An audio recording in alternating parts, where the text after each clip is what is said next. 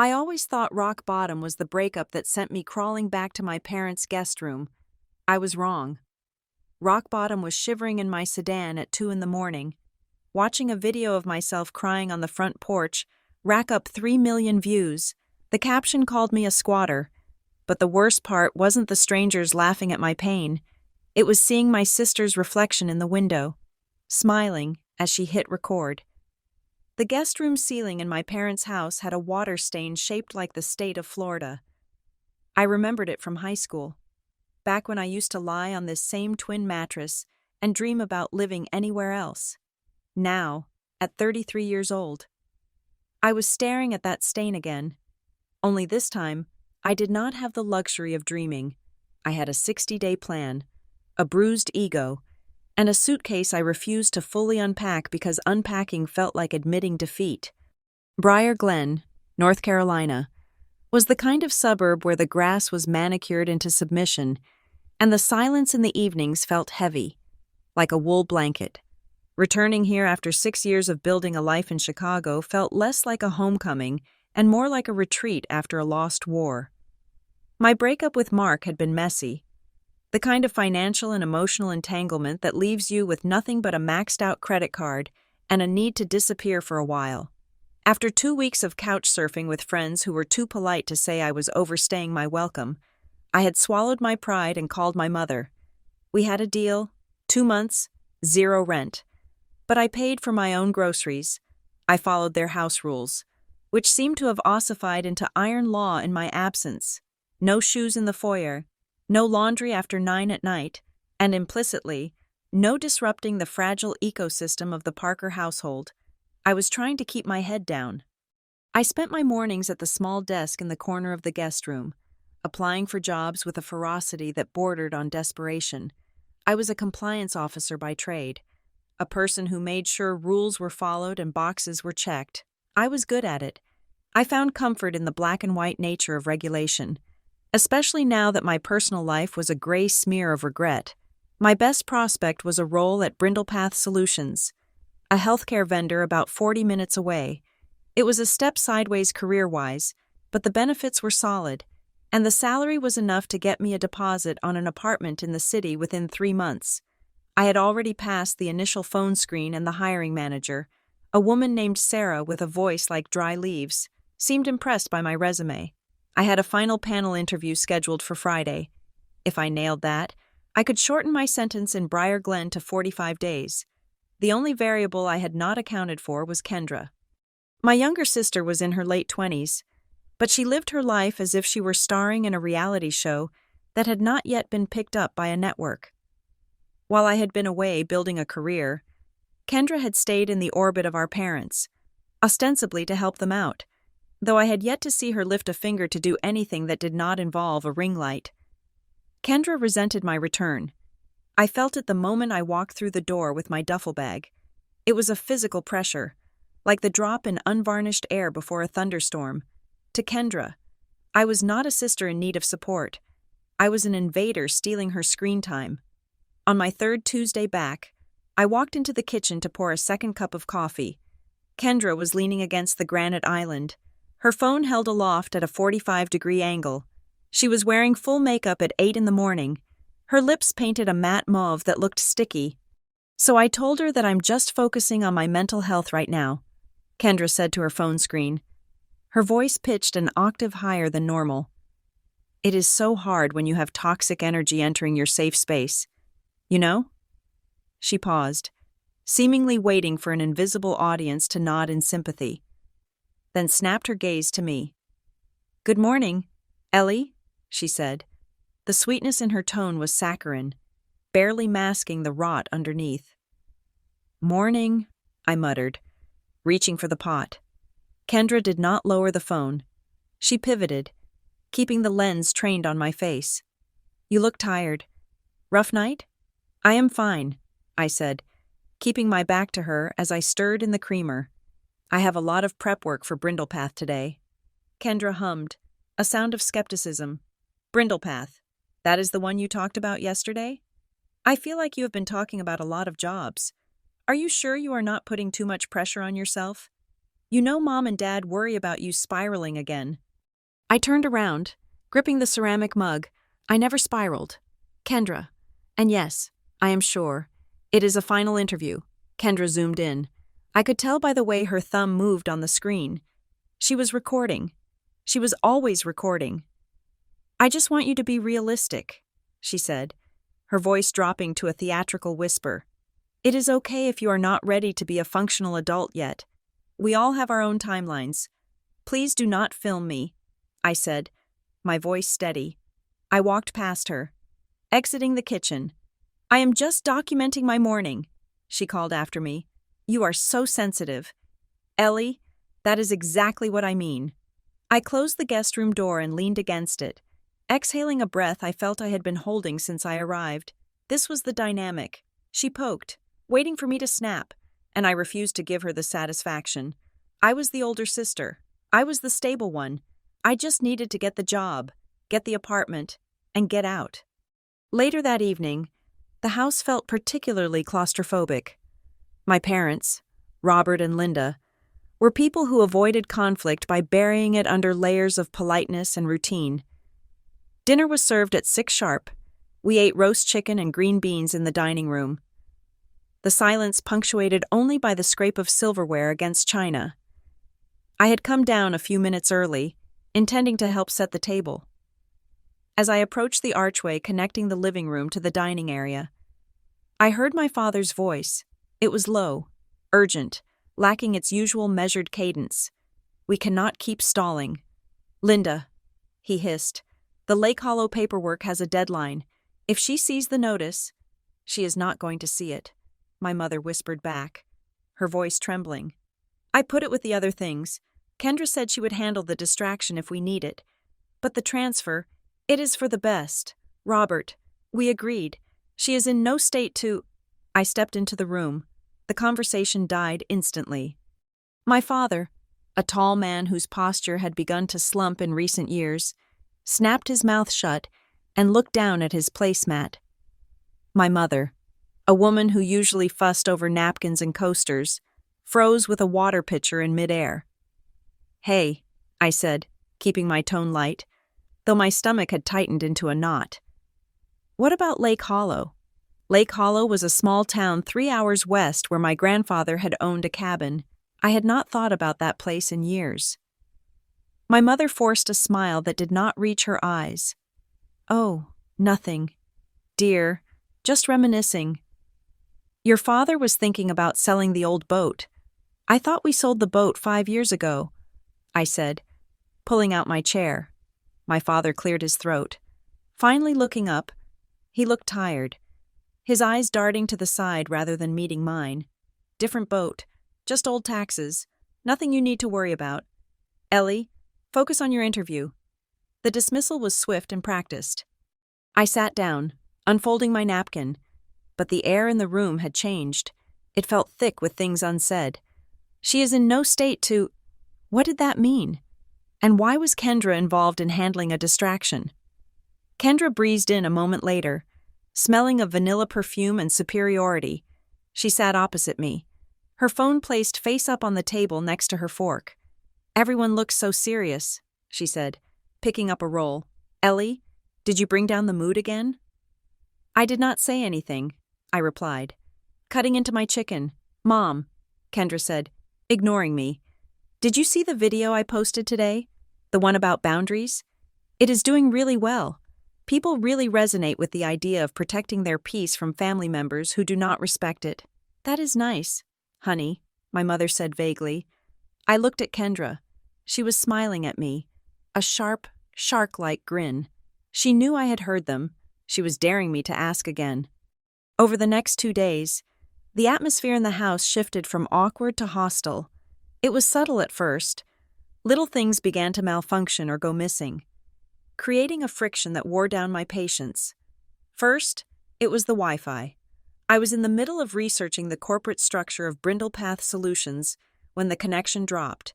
When I went to reset the router in the hallway, the password I had been using no longer worked.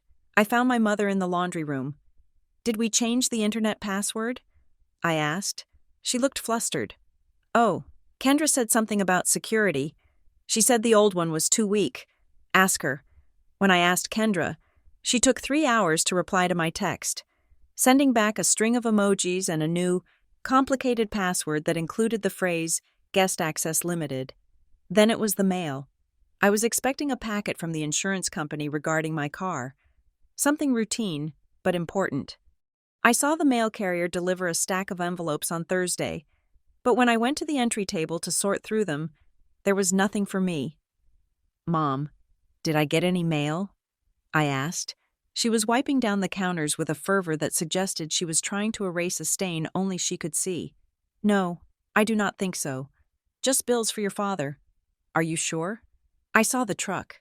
Ellie, you do not need to see every piece of paper that comes into this house. Kendra said from the living room sofa, You are so paranoid. I am not paranoid, I said, my voice rising slightly. I am waiting for insurance papers. Maybe they got lost, Kendra said, not looking up from her phone. Or maybe you just forgot to update your address. You are pretty scattered lately. I walked into the living room. Kendra, if you have my mail, give it to me. She laughed. A short, sharp bark. I do not want your mail. Ellie, I have my own life. I went back to my room and closed the door, my heart hammering against my ribs. I felt like I was losing my grip on reality. Was I scattered? Had I forgotten to change the address? No. I checked my email confirmation. The address was correct. They were gaslighting me. I did not know why, and I did not know what Lake Hollow had to do with it. But I knew I was being managed. Friday morning arrived, the day of my final interview. I woke up at 6, intending to go for a run to clear my head before the 11 o'clock video call. I pulled on my leggings and a sweatshirt, trying to breathe through the anxiety. When I opened my bedroom door, I nearly tripped. My large silver suitcase, the one I had shoved into the back of the guest room closet, was sitting in the hallway. It was packed. I could tell by the way the zipper strained against the fabric.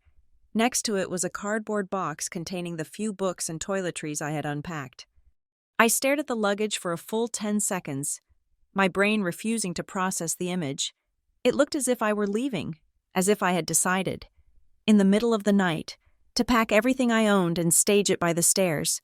I walked down the hallway, my footsteps heavy on the hardwood. I found my mother in the kitchen, drinking tea. Her hands were shaking. Mom? I said. She jumped, spilling a little tea on the saucer. Ellie, you are up. Why is my suitcase in the hallway?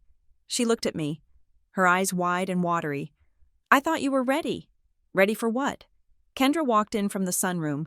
She was wearing a matching yoga set, her phone already in her hand, the red record light blinking.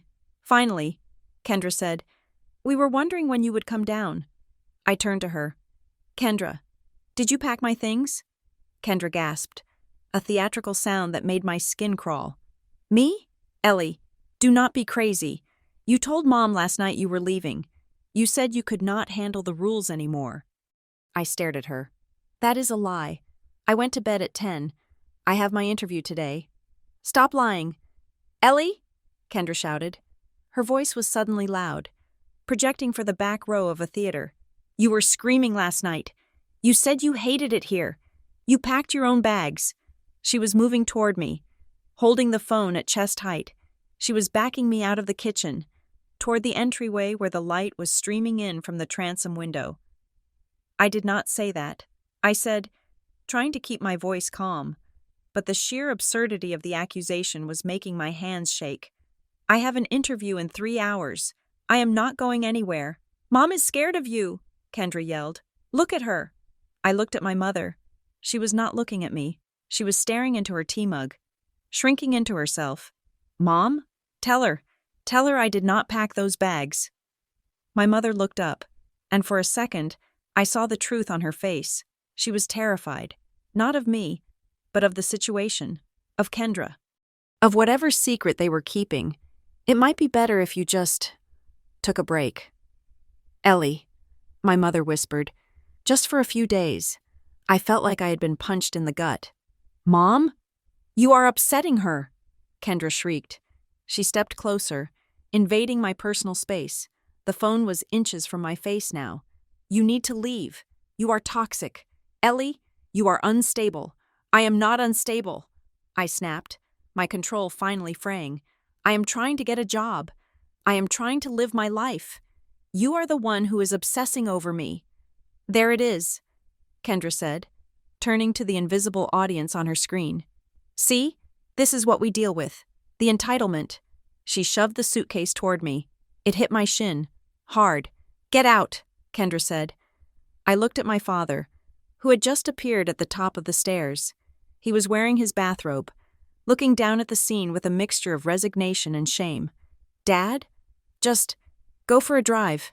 Ellie, he said. His voice was weak. Let everyone cool off. They were kicking me out. On the morning of my interview, I grabbed the handle of the suitcase. Fine, I said, my voice cold. If this is what you want, I will go. But this is insanity. You are all insane. I dragged the suitcase and the box out the front door. The morning air was crisp, the sun shining brightly on the perfectly green lawn of Briar Glen. I needed to get to my car. I needed to breathe. I needed to find a place with Wi-Fi so I did not miss the call with Brindlepath. I walked down the driveway, opened the trunk of my sedan, and heaved the suitcase inside. My hands were trembling so badly I could barely close the latch. I took a deep breath, counting to 10. Focus. Interview. Get the job. Get away from these people. I turned back to the house to get my purse and my laptop, which I had left on the kitchen table in the confusion. I walked back up the porch steps and reached for the handle. It was locked. I frowned. Twisting it again, locked, I knocked on the wood. Mom? Dad? I need my laptop. Silence. I knocked harder. Kendra, open the door. My laptop is in there. I have the interview. I heard the deadbolt slide home. The distinct, heavy thud of the metal bar sealing the door. They had locked me out. Without my computer, without my purse, without my keys. Panic, cold and sharp, spiked in my chest. I peered through the narrow window next to the door. The hallway was empty. The house was silent. Open the door! I screamed, slamming my palm against the glass. This is not funny. I need my computer. Nothing.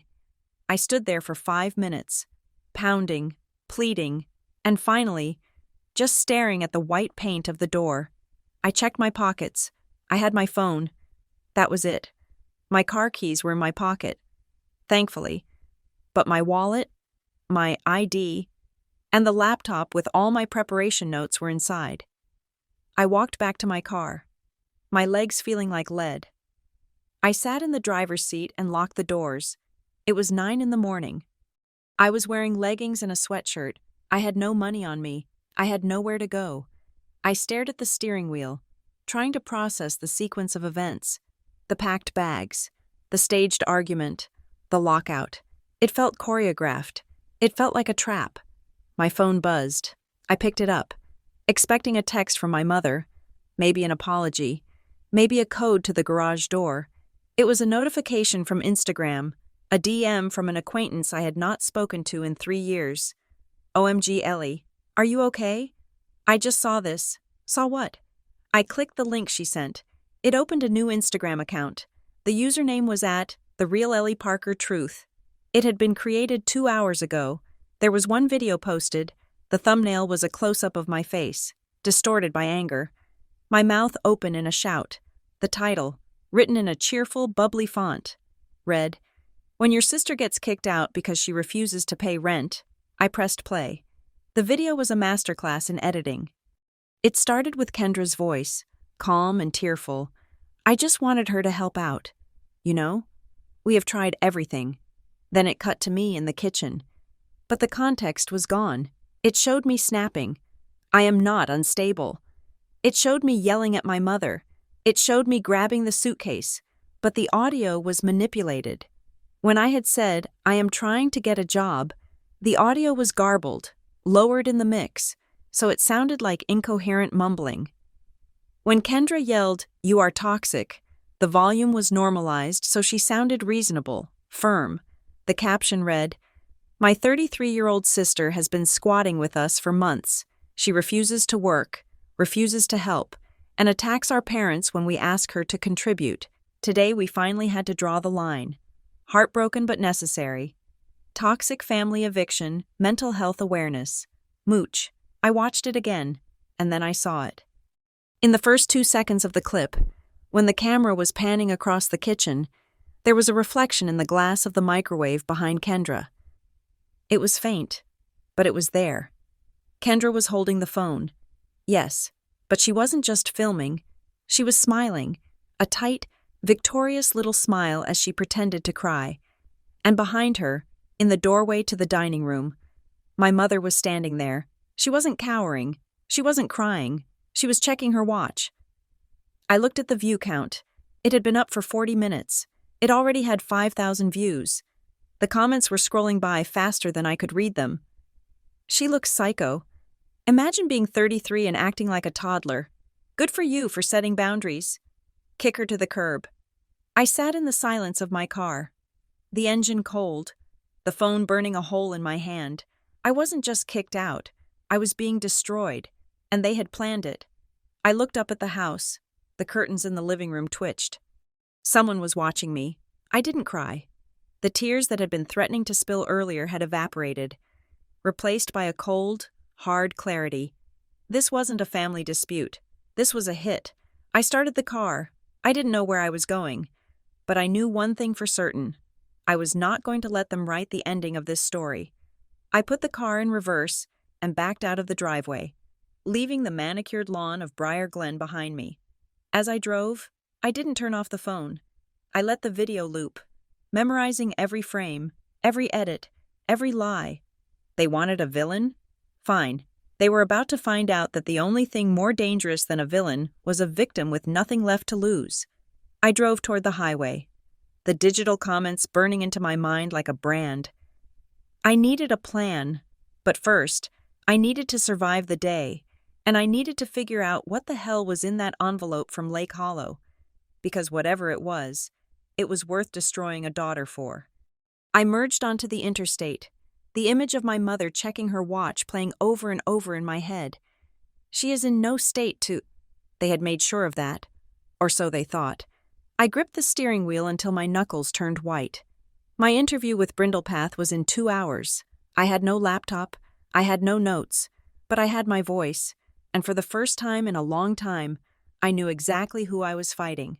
I was not the unstable sister. I was the witness, and court was now in session. If you have never been the main character on the internet for 24 hours, let me explain what it feels like. It feels like standing in the center of a stadium where every single seat is filled with people screaming that they hate you. Except the stadium has no exits, and the lights never turn off. I spent the first night of my exile in a budget motel off the interstate, 6 miles from the house I had been locked out of. I did not sleep. I lay on top of the polyester bedspread, watching the ceiling fan slice through the stale air, clutching my phone like it was a grenade that had already had the pin pulled. By sunrise, the video titled, "When Your Sister Gets Kicked Out" had jumped from 5,000 views to 4 million. It had migrated from Instagram to TikTok to Twitter. It had been stitched, duetted, and reacted to by people I had never met. Teenagers in their bedrooms, lifestyle influencers in beige living rooms, and men in trucks recording rant videos about the decline of the modern woman. I scrolled. I could not stop myself. It was a form of self-harm, dragging my thumb down the glass to see the next fresh horror. Imagine being 33 and still mooching off your parents. One comment read, "It had 12,000 likes. She looks like she has a personality disorder. Look at the eyes," said another. If my sister talked to my mom like that, I would not just lock the door, I would call the cops. My phone vibrated incessantly. It was a physical assault. Calls from numbers I did not recognize. Texts from people I had gone to high school with and had not spoken to in 15 years. "Hey, Ellie. Saw the video. Are you okay? It looks bad. Ellie, is this real? You need help." I turned the phone over, face down on the nightstand. The room was silent, but my head was roaring. I felt dirty, exposed in a way that had nothing to do with nudity and everything to do with the stripping away of my context. I was no longer Ellie Parker. the compliance officer who color-coded her spreadsheets and remembered everyone's birthday. I was Ellie Parker, the entitled daughter, the squatter, the Karen of Briar Glen. I showered, scrubbing my skin until it was red, as if I could wash off the digital footprint. I put on the same leggings and sweatshirt I had worn yesterday because my suitcase was still in the trunk of my car, and I did not have the energy to haul it into the room. My first coherent thought was about the interview. Brindlepath Solutions, 11 o'clock. I looked at the clock on the motel microwave. It was 8:30 in the morning. I had no laptop. I had no notes. I had no clean blazer. But I had a phone, and I had my desperation. I called the recruitment coordinator, a woman named Sarah, whom I had built a good rapport with over the last 3 weeks. I practiced my speech in the mirror. Family emergency, unforeseen circumstances, technical difficulties. She picked up on the second ring. Brindlepath HR. This is Sarah. Hi. Sarah, I said, forcing my voice to sound steady, professional, sane. It is Ellie Parker. I am so looking forward to our panel today at 11. But I have had a slight technical issue with my laptop this morning. I was wondering if we could switch to a phone interview, or perhaps push the video call to Monday? There was a pause. A long, heavy silence that stretched until I could hear the hum of the server room on her end. Oh, Sarah said. Her voice was different. It was tight, higher than usual. Ellie, I was actually just about to email you. My stomach dropped. About the interview? Yes, she said. She cleared her throat. Unfortunately, the hiring team has decided to postpone the final round today. Postpone? I asked, gripping the phone. Postpone to when? We are going to put a hold on the role for now, she said. We are reevaluating the scope of the position. Sarah, I said, pushing past the politeness. We confirmed this yesterday. You sent the agenda. Did something change? Another pause. I could hear her typing. Ellie, we do standard background checks and digital footprint reviews for all finalists, she said. Her voice was incredibly gentle now, which was worse than if she had been rude. It was the voice you use for a frightened animal. We are a healthcare vendor. Compliance and stability they are paramount to our clients. It was the video. Of course it was the video. You saw something online, I said. My voice sounded hollow. We saw a video that is currently trending. Sarah said, and honestly, Ellie, the optics are challenging. We cannot bring someone on board who is in the middle of a public dispute. It suggests a level of volatility that Brindlepath is not comfortable with. It is not what it looks like, I said, pleading now. That video is edited. It is a domestic dispute that was staged. I am the victim in this. Sarah, I understand that families are complicated, she said, cutting me off, but we are going to move in a different direction. Best of luck with your search. The line went dead. I sat on the edge of the motel bed and stared at the wall.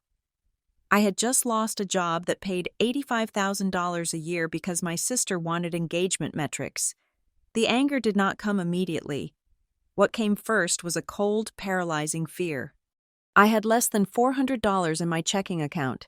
I had a maxed-out credit card, and now I was unemployable. I needed Marisol. Marisol Trent was the only person in the world who knew where the bodies were buried because she had helped me dig the graves of my past mistakes. We had been friends since freshman year of college. She was a paralegal with a mind like a steel trap and a tolerance for nonsense that hovered around zero. I drove to her apartment complex in the next town over, wearing my sunglasses despite the overcast sky. I felt like everyone in the cars passing me knew who I was. I felt like the radio hosts were talking about me. When Marisol opened her door, she did not hug me. She pulled me inside and locked the deadbolt. Sit, she commanded, pointing to her kitchen island. She had her laptop open. A pot of coffee was already brewing. She looked at me, taking in the day-old clothes and the red-rimmed eyes. You look like hell, she said. I lost the Brindlepath job. I said, they saw it. Marisol cursed under her breath and poured me a mug of black coffee. Of course they saw it. Ellie, you are trending on Twitter under the hashtag #KickHerOut. I put my head in my hands. What do I do? I cannot fight this. There are millions of them. You do not fight the ocean. Ellie, Marisol said, sliding a notepad toward me. You build a boat. First, we stop the bleeding. Give me your phone. I handed it over. I am deactivating your accounts temporarily, she said, her fingers flying across the screen. Instagram, Facebook, LinkedIn. We are going dark. You cannot read the comments. You cannot respond. If you respond, you give them oxygen. If you defend yourself, you look defensive. If you cry, you look unstable. Silence is the only dignity you have left right now. But they are lying, I said. Marisol stopped typing and looked at me. Then prove it. She pulled up the video on her own laptop. We are going to watch this. And we are going to dissect it. You need to stop looking at it as your life and start looking at it as evidence. I forced myself to look at the screen. Seeing it on Marisol's high-resolution monitor was worse than on the phone. The image was crisp. Okay, look here, Marisol said, pausing the video at the 4-second mark. Listen to the audio. She played a snippet. I am not unstable. Hear that? She asked. Hear what? The background noise. Marisol said. There is a hum, like the refrigerator. But right before you speak, the hum cuts out, and right after you finish, it snaps back in. It is an audio cut. I whispered. Exactly, Marisol said, and look at the timestamp on the stove clock behind you. It says 8:14. Now look at the next cut where you are supposedly screaming at your mom. She fast-forwarded. The clock read 8:12. It is out of order, I said. The screaming happened before the conversation. She edited it to make you look like you escalated. Marisol said, she built a narrative. And look at the caption, refused to pay rent. Did you have a lease? No. I said, it was a verbal agreement. I bought groceries. I paid for the utilities twice when Mom forgot. Do you have receipts? Yes. On my bank statement. Good, Marisol said. We are starting a folder. We call it Timeline. We document every dollar you spent, every text message, every interaction. We are not going to win a shouting match on Instagram. We are going to build a case that destroys them when the time is right. She saved the video, then used a tool to download the metadata. Ellie, she said quietly, this video was uploaded at 9:02 a.m. You said you were locked out at 9:05? Yes. She had the caption written and the hashtags ready before she even locked the door. Marisol said, this was premeditated. I felt a chill that had nothing to do with the air conditioning. Premeditated meant intent. It meant malice. I need my stuff, I said. My laptop, my birth certificate, my clothes. Marisol looked at the clock. It is 1 p.m. People are at work. Your parents should be home. I have to go back. I will go with you, Marisol said. Standing up. No, I said. If you come, Kendra will film it. She will say I brought backup to intimidate them. I have to go alone, but I will keep the phone recording in my pocket. Marisol nodded slowly. Smart. Go in. Get your essentials. Get out. Do not engage. You are a ghost. Returning to the house in Briar Glen felt like walking onto a movie set where a horror film had just wrapped. The street was quiet. The neighbors' lawns were perfect. The sun was shining offensively bright. My key still worked on the front door. They had locked the deadbolt yesterday. But they had not changed the locks yet. I stepped inside. The air conditioning was humming. The house smelled of lemon polish and silence. I walked straight to the guest room. My suitcase was gone from the hallway. I found it in the room, unzipped, contents rifled through. My clothes were tossed haphazardly onto the bed. I started packing efficiently, shoving clothes into the bag. I grabbed my toiletry bag. I checked the desk for my laptop. It was there. Thankfully, I slid it into my backpack. Ellie? I froze. My father was standing in the doorway. He looked 10 years older than he had yesterday. His shoulders were slumped, and he was wearing a cardigan I had never seen before. He did not step into the room. He hovered in the hall, as if crossing the threshold would contaminate him. I did not turn around. I kept packing. Hello, Dad. We did not think you would come back so soon, he said. His voice was thin, reedy. I needed my things, I said, zipping the suitcase. Unless you planned on selling them. Ellie, please, he said, wincing. Do not be dramatic. Dramatic? I turned around then, facing him. I was trending on Twitter. Dad, I lost the Brindlepath job. They canceled the interview because of the video. He looked down at his slippers. I am sorry about that, truly, but you have to understand. Kendra she is very upset. She is upset? I laughed. A sharp, jagged sound. She monetized my humiliation. Dad, and you let her. You watched her do it. I grabbed the handle of my suitcase and brushed past him. He did not try to stop me. He shrank against the wall, making himself small. I walked down the stairs, the wheels of my suitcase thumping against the wood. My mother was in the kitchen. She was arranging flowers in a crystal vase, her hands moving with a frantic energy. When she saw me, she dropped a stem of baby's breath. Ellie, she breathed, you are here. I am leaving. Mom, I said, I just came for my things. Please, she said, rushing around the island. She reached out as if to touch my arm, then pulled back. Please do not make it worse. Make it worse? I asked. How could I possibly make it worse? Do not post anything, she whispered. Kendra said that if you post a response, the algorithm will push it, and it will just bring more hate. She said we just need to let it die down. She is managing you. Mom, I said, looking at her with pity. She is telling you what to think. I saw the mail on the counter then. It was a stack of envelopes next to the fruit bowl. On top was a large, legal-sized envelope, white, thick paper. The return address was embossed in navy blue ink. Alder Wren Legal. It was addressed to Ms. Eleanor Parker. My eyes narrowed. That was me. I reached for it. What is this? My mother's hand shot out with the speed of a striking cobra. She snatched the envelope before my fingers could graze it and slid it under a copy of Southern Living magazine. It is nothing, she said, her voice high and breathless. Just junk mail. Junk mail from a law firm? I asked. Addressed to me? It is for your father, she said. They messed up the name. It happens all the time. I looked at her. Her face was pale, her eyes darting toward the living room where Kendra was presumably lurking. She was lying. My mother was a terrible liar. She always touched her throat when she was being dishonest. Her hand was currently clutching her pearl necklace. Let me see it then, I said, if it is for Dad. Let me see. No, she said, backing away, guarding the magazine stack with her body. You are upset. You are not thinking clearly. Just go. Ellie, please, before Kendra sees you. Suspicion, cold and heavy, settled in my gut. This was not about a viral video anymore. The video was a smokescreen. Why are you hiding my mail? I asked, my voice dropping. I am not, she cried. Just go. Well, look who came crawling back. Kendra was standing in the archway. She was wearing a white loungewear set that looked pristine.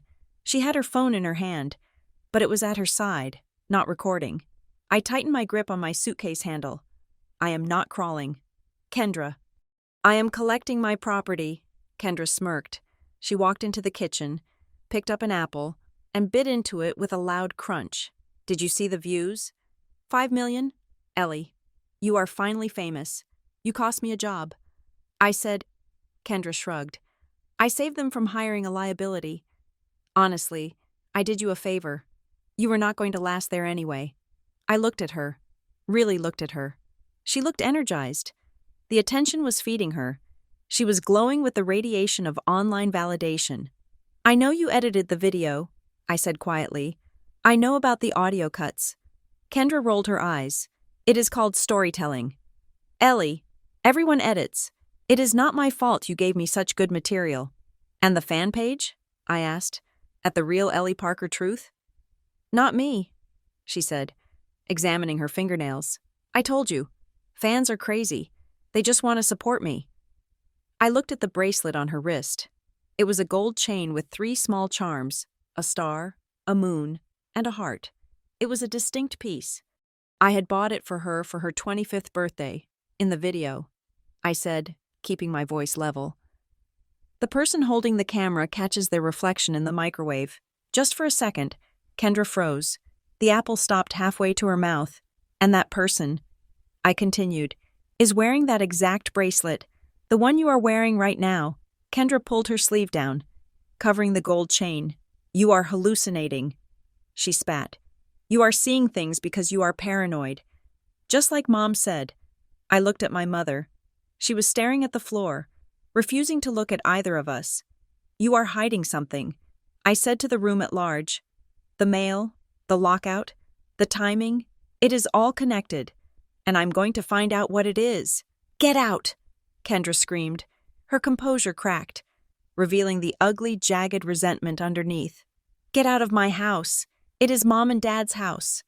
I said, not for long, Kendra muttered. The words hung in the air. My mother made a small, whimpering sound. I looked at Kendra, then at the hidden envelope under the magazine. I memorized the name of the firm, Alder Wren. I will leave, I said, but this is not over. I walked out. I did not look back. I drove straight to the Briar Glen post office. It was a small brick building that smelled of dust and adhesive. I waited in line for 20 minutes, my foot tapping a frantic rhythm against the linoleum. When I got to the counter, I presented my driver's license to the clerk, a woman named Mrs. Higgins who had worked there since I was a child. Hello, Mrs. Higgins, I said. I need to put a hold on my mail. Eleanor Parker, 404 Oakwood Drive. Mrs. Higgins squinted at me over her spectacles. Eleanor Parker? Didn't we just process a change of address for you? My heart stopped. No, I said, I did not request a change of address. She typed something into her terminal. That is strange. We got a request form 3 days ago. To forward all mail for Eleanor Parker to a P.O. box in, let me see, Lake Hollow. Lake Hollow. The name from the dinner conversation. The name on the mysterious paperwork. I did not authorize that. I said, my voice shaking. Well, it was flagged anyway. Mrs. Higgins said. Frowning at the screen, the signature did not match what we have on file. It looked traced, to be honest, so we denied it. We were going to send a confirmation letter to the Oakwood address next week. Someone tried to divert my mail. Someone tried to make sure I never saw whatever was being sent to me. Mrs. Higgins, I said, can you tell me who owns that P.O. box in Lake Hollow? I cannot give out that information. She said, privacy laws. I nodded. I understood, but I knew enough. I walked back to my car. I sat in the driver's seat and pulled out my phone. I opened the folder Marisol had created. Timeline. I typed in a new entry. Date. 3 days ago. Event. Attempted change of address to Lake Hollow P.O. box. Status. Denied, due to forged signature. I looked at the phone. The notifications were still rolling in. The insults. The threats. The mockery. I closed my eyes and took a deep breath. For 24 hours, I had been reacting. I had been playing their game, on their field. According to their rules, I had let the emotion of the betrayal blind me to the mechanics of it. Kendra wanted a war of words. She wanted me to scream and cry and post a reaction video that she could stitch and mock. She wanted a reality show, but this was not a reality show. This was a crime scene. They were hiding a legal document. They had forged my signature. They had destroyed my reputation to discredit me right before something important happened. I opened my eyes. I looked at the rear-view mirror. My face was pale. No makeup. Dark circles under my eyes. I did not look like an influencer. I looked like a woman who had just survived a car crash. But I was alive. I put the car in gear. I was not going to respond to the comments. I was not going to beg for my job back. I was going to find out what Alder Wren Legal did. I was going to find out what was in Lake Hollow. And I was going to find out exactly how much money my parents and my sister were trying to steal from me.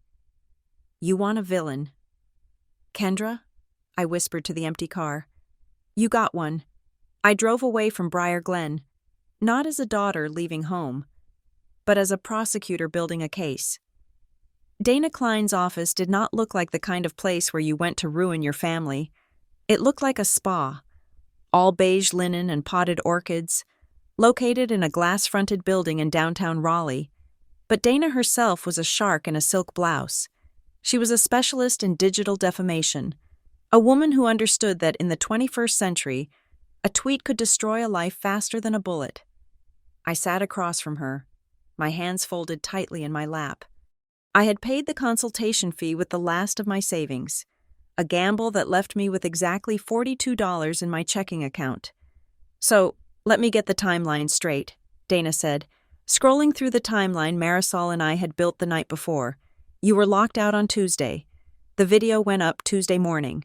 By Tuesday afternoon, your job offer was rescinded, and on Wednesday, you discovered an attempt to divert your mail to a P.O. box in Lake Hollow. That is correct, I said. Dana took off her glasses and cleaned them with a microfiber cloth. This is not just harassment. Ellie, this is a coordinated campaign. The timing of the mail diversion suggests the lockout was a distraction. They needed you out of the house, and they needed you discredited so that whatever is in that mail would seem irrelevant, or perhaps so you would be too busy putting out fires to notice it at all. What do I do? I asked. The internet hates me.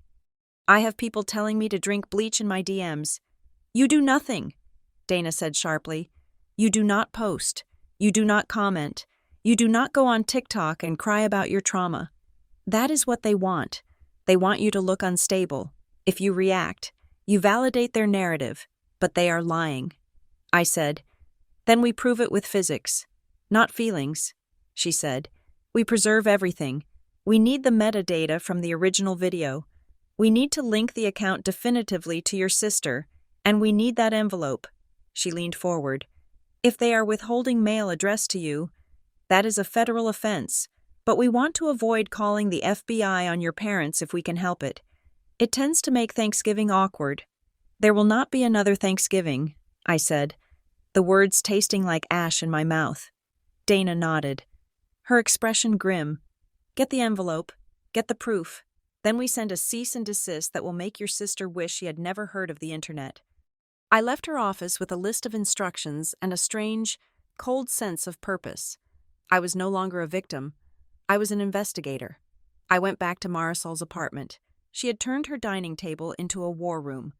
2 laptops were open, humming with heat. Marisol was drinking an energy drink, her eyes scanning lines of code.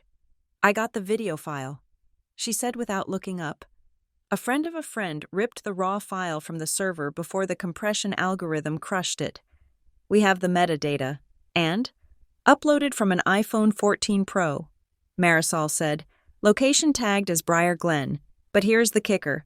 The upload time in the metadata is 8:45 a.m. I frowned.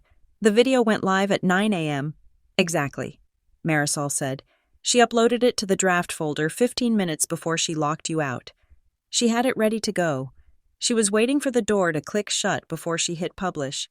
I felt a wave of nausea. It was one thing to suspect it. It was another to see the timestamp. It meant that while she was screaming at me in the kitchen, pretending to be the victim, she already had the weapon loaded and aimed.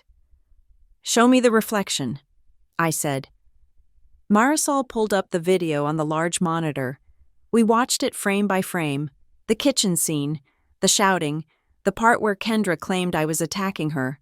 There, Marisol said, pausing the video. It was a split second. The camera panned past the microwave. The reflective black glass acted like a dark mirror. In the reflection, you could see Kendra holding the phone. You could see the bracelet I had identified earlier. But deep in the background, standing near the mudroom door, was my mother. She wasn't looking at us. She was looking down at her hand. Zoom in, I said. Marisol tapped a key. The image pixelated, then sharpened slightly as the software compensated. My mother was holding something, a small, brass object, a key. I whispered. It was the spare key to the front door. The one we kept in the ceramic frog on the porch. She had brought it inside. She knew, I said, my voice hollow.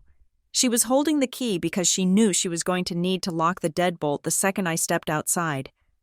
She wasn't a bystander. Marisol. She was the jailer. Marisol looked at me. Her dark eyes filled with sympathy.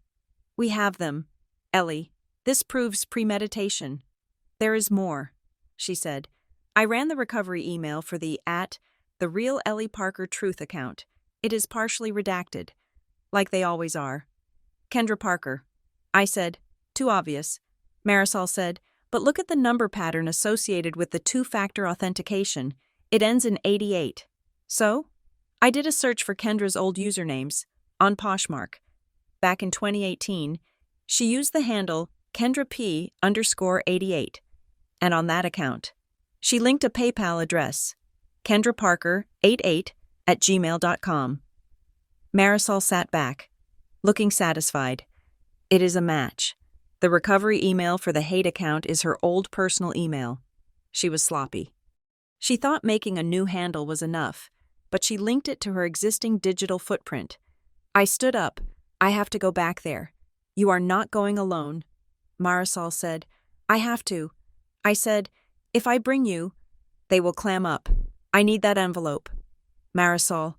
Dana said the envelope is the key. I drove to Briar Glen in the late afternoon. The sun was beginning to dip, casting long golden shadows across the lawns that looked like prison bars. My stomach was a knot of anxiety, but underneath it was a layer of cold anger that felt like armor. My father's car was in the driveway. Kendra's SUV was there too. I walked up to the door. I did not knock. I used my key. The deadbolt was unlocked. I stepped inside. The house was quiet, too quiet. I could hear the hum of the refrigerator and the ticking of the grandfather clock in the hall. I walked into the kitchen.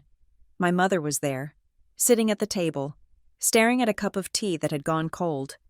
She looked up when I entered, and her face crumbled. Ellie, she whispered. Where is it? I asked. I did not say hello. I did not ask how she was. She blinked, tears leaking from the corners of her eyes. Where is what? The envelope from Alder Wren, I said. The one you hid under the magazine yesterday. The one you lied about. She looked down at her hands. I threw it away. Do not lie to me. Mom, I said, stepping closer. I looked at the reflection in the video. I saw you holding the key. I know you helped her lock me out. My mother flinched as if I had slapped her. I didn't want to. Kendra said it was the only way to get you to listen. She said you were having a breakdown. I am not having a breakdown, I shouted, the volume of my voice startling us both. I am having a legal issue. Mom, with you? Now give me the envelope. She stood up, shaking. She walked to the pantry. She reached behind a row of cereal boxes and pulled out the white legal envelope. It was crumpled, as if she had held it tight for a long time. She handed it to me. Her hand was trembling. Why? I asked, taking it. Why hide it? Your father, she sobbed. Your father said it would trigger you. He said if you saw legal papers, you would get overwhelmed. He said we should handle it for you, to protect you. Protect me? I stared at her, incredulous. You destroyed my reputation. You cost me a job. You humiliated me in front of millions of people. And you think hiding my mail is protection? We just wanted peace, she wailed. Kendra said if you left, the fighting would stop. I looked at the envelope in my hand. It wasn't about peace. It was about this. I tore it open. Inside was a document on heavy bond paper. Notice of Trust Administration and Pending Transfer. I scanned the legalese, the Eleanor J. Vance Trust, my grandmother's trust. I remembered her. A stern woman who had died when I was 12. I thought her estate had been settled decades ago. Beneficiary, Eleanor Marie Parker. Asset, property located at 114 Lakeview Drive, Lake Hollow, North Carolina. Action required. Signature of beneficiary. Acknowledging receipt of transfer notice. I read the date on the notice. It was dated 5 days ago. The deadline to sign was tomorrow. I looked up at my mother. Grandma left me the cabin? My mother sniffed, wiping her nose with a tissue. Not just you. It was supposed to be split, but the way the trust was written, it goes to the eldest granddaughter upon the death of the primary trustee. Who is the primary trustee? I asked. Uncle Jerry? She said. Uncle Jerry had died 2 months ago. I hadn't put it together. So the cabin comes to me. I said, and you didn't want me to know. We need the money. Ellie, she burst out, Kendra has debts. I looked at her. Debts? Kendra is an influencer. She's always talking about her brand deals. My mother laughed, a hysterical, wet sound. Brand deals? She has not made a dime in 2 years. It is all smoke and mirrors. She spends thousands on clothes, on trips, on photographers to make it look like she is successful. She borrowed money from us. She borrowed money from other people. I walked over to the kitchen counter where a stack of papers was sitting. I started flipping through them. My mother didn't stop me. I found a credit card statement. It was in my father's name, but the charges were all boutiques and airlines. The balance was $22,000. I found a loan agreement from a company called Bright Crest Advisory. High interest, predatory terms. Kendra is broke. I said, and you were going to use the cabin to bail her out. We were going to sell it, my mother pleaded, just to pay off the loans. But the trust says it has to go to you first. Unless what? I asked, my voice dropping to a whisper. Unless you were incapacitated, she whispered, or if you refused to accept it, or if you could not be located. I felt the blood drain from my face. That is why you kicked me out. I said, that is why you tried to change my address to a P.O. box in Lake Hollow. You wanted the notice to go there. You wanted me to miss the deadline. If you miss the deadline, the trustee can appoint an alternate beneficiary. She said, it would go to Kendra. I looked at the woman who had given birth to me. She looked small, frightened, and pathetic. She wasn't an evil mastermind. She was a weak woman who had been bullied by a narcissist into betraying her own daughter. Where is Kendra? I asked. She is at the gym. My mother said, filming. I took the envelope. I am taking this. Ellie, please, my mother begged. Do not tell your father I gave it to you. He is so afraid of her. He should be afraid of me. I said, I walked out of the house. I had the smoking gun. But I needed to know how deep the rot went. I drove straight to the offices of Alder Wren Legal. It was 6 p.m, but the lights were still on. I hoped someone was still there. The receptionist was packing up her purse when I walked in. Can I help you? She asked, eyeing my sweatshirt. I am Ellie Parker, I said, slamming the envelope onto the desk. And I want to know who has been calling you pretending to be me. The receptionist's eyes widened. She picked up the phone. Mr. Thorne, you need to come out here. 5 minutes later, I was sitting in a conference room with a junior associate named David Thorne. He looked nervous. Ms. Parker, he said, we were under the impression you were in a mental health facility. Excuse me? I asked. We received a call 3 days ago. He said, opening a file. From a woman identifying herself as Eleanor Parker.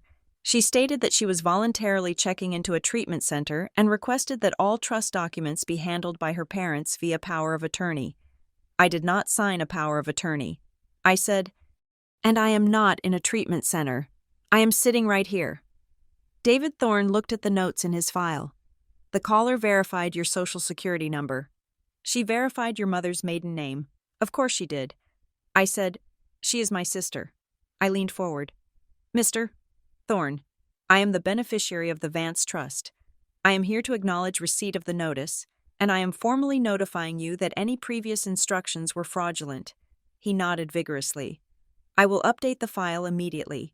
We will require a notarized signature and I will get you whatever you need. I interrupted. But I want a record of that call.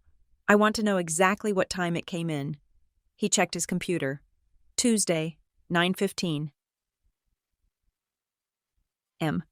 10 minutes after the lockout, 10 minutes after the video went live, Kendra had locked the door, posted the video to destroy my credibility, and then called the lawyers to claim I was crazy so she could steal a house.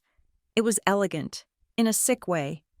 If I had tried to fight the trust transfer later, the lawyers would have seen the video. They would have seen the comments. They would have seen a woman who looked unstable. Just as the caller had claimed, my credibility would have been zero. I signed the receipt of notice. I took a copy of everything. When I walked out of the law firm, the night air was cool. I sat in my car and called Dana Klein. I got it. I said, "It is a house in Lake Hollow." They were trying to steal it to pay off Kendra's influencer debts. Dana listened to the details in silence. When I finished, she let out a low whistle. "That is fraud. Ellie," she said, "that is criminal impersonation, wire fraud. Potentially. What do I do?" "We file," she said, "but not yet. We need to let them think it worked. Did you tell your mother you knew about the impersonation?" "No," I said. "I just took the envelope." "Good," Dana said. "Let them think they just lost the mail battle. They do not know we know about the phone call. We save that. That is our nuclear option." I hung up. I drove back to the motel, but I didn't go inside. I sat in the parking lot, staring at the neon sign buzzing overhead. For my entire life, I had thought of my family as a safety net, a dysfunctional one, sure, but a net nonetheless. I thought that no matter how bad things got, they would catch me. But they weren't a net. They were a trap. My mother had looked me in the eye and lied. My father had hidden in the hallway while my sister threw me out. They had agreed to sacrifice me, my career, my reputation, my sanity, to keep Kendra afloat. Because Kendra was the loud one. Kendra was the scary one. And I was just Ellie. Predictable, boring, manageable Ellie. I scrolled through the photos on my phone. Pictures of Christmas, pictures of birthdays. They all looked different now. I saw the tension in my jaw. I saw the way Kendra always stood in the center. I saw the way my parents looked at her with a mixture of adoration and terror. I deleted them, one by one. I wasn't their daughter anymore. I was a beneficiary. I was a plaintiff. I was a problem they had failed to solve. My phone buzzed. A text from Kendra. "Mom said you came by and bullied her. You are seriously sick. Ellie, stay away from us, or I will get a restraining order." I didn't reply. I opened the folder on my phone. Timeline. I added a new entry. Date. Tuesday, 9:15 a.m. Event. Impersonation call to Alder Wren. Suspect. Kendra Parker. Motive. Theft of trust assets. I closed the folder. I went into the motel room and unpacked my suitcase. I hung my clothes in the closet. I set up my laptop on the rickety desk. I was done crying. I was done hoping they would call and apologize. I was done waiting for them to wake up and realize what they had done. They knew what they were doing, and now, so did I. I opened a new document on my laptop. I typed a header. Strategic plan. Reclaiming narrative and assets. Step 1 was survival. Step 2 was evidence. Step 3 was total, absolute destruction of the lie. I looked at the water stain on the motel ceiling. It didn't look like Florida. It looked like a storm cloud. "Bring it on," I whispered. The legal machinery began to turn on a Wednesday morning, silent and invisible to the millions of people currently dissecting my character in the comment sections. Dana Klein did not believe in warning shots. She believed in scorched earth, but she did it with the polite precision of a surgeon. We sent a preservation letter to Meta, the parent company of Instagram and Facebook. It was a formal demand to freeze the data associated with the account at The Real Ellie Parker Truth, preventing the deletion of login logs, IP addresses, and direct messages. It was a way of locking the crime scene before the perpetrator could sweep up the glass. Simultaneously, we sent a cease and desist letter to the email address Marisol had identified, kendraparker88@gmail.com. It demanded an immediate retraction of the video, a public apology, and a preservation of all personal devices. It was a gamble. If Kendra was smart, she would lawyer up and go quiet. If she was arrogant, she would react. Kendra was arrogant. 3 hours after the email was sent, a notification popped up on my phone. A new video. I sat on the edge of my motel bed, the air conditioner rattling in the window frame, and pressed play. The video was filmed in my parents' sunroom. The lighting was soft, golden, angelic. Kendra was wearing a beige, oversized sweater, her hair pulled back in a messy bun that I knew took 20 minutes to perfect. She wasn't wearing makeup, or rather, she was wearing the kind of makeup designed to look like she had been crying for days. "Hey guys," she whispered, sniffing wetly. I didn't want to come on here today. This is so hard." She paused, looking off camera as if gathering strength. "I am getting legal threats now," she said, her voice trembling. "My sister, Ellie. She is trying to silence us. She is trying to sue me for sharing my truth." She wiped a tear that I was 90% sure was artificial. "I am not trying to hurt her. I love her. I just want her to get help. She is so sick.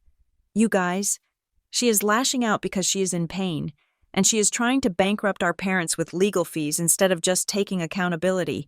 Please, just pray for our family. We are terrified of what she might do next." The comments were instantaneous and vicious. "Sue her back. She is a monster. Stay safe. Kendra, we are with you." I felt the familiar burn of shame in my chest, the desire to throw the phone against the wall. She was masterful. She had pivoted from victim of a freeloader to martyr of a mental health crisis. But then I saw it. I paused the video. I pinched the screen to zoom in.